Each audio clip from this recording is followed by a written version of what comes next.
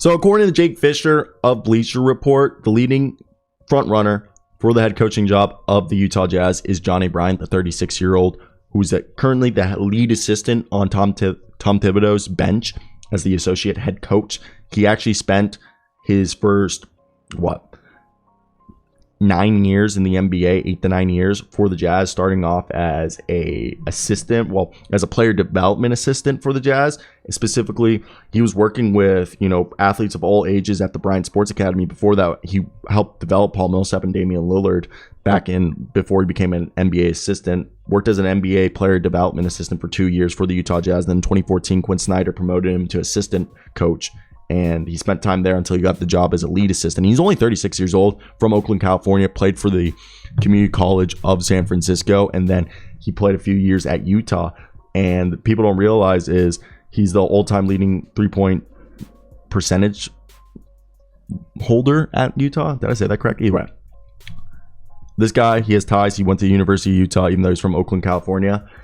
And people don't realize that, for me, I think it's really, really interesting because I don't know if you guys know this, but Mike Woodson and Kenny Payne were hired along Johnnie Bryant by Leon Rose as Tom Thibodeau's bench. And Bryant's departure would mean a clean sweep of departures because Mike Woodson went to Indiana, Kenny Payne went to Louisville.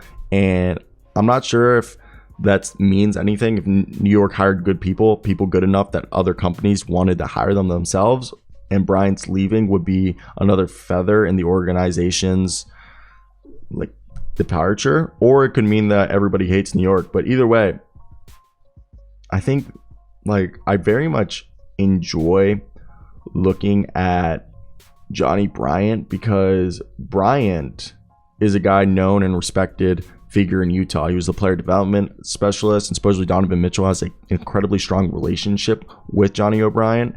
Why did I say O'Brien? Johnnie Bryant. And have I said O'Brien all video? There was a guy named O'Brien who played in the NBA. And some fans are worried that Bryant is a bridge too far. They're just trying.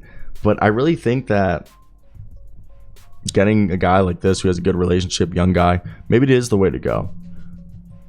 I'm a big proponent on first-time head coaches with NBA experience, and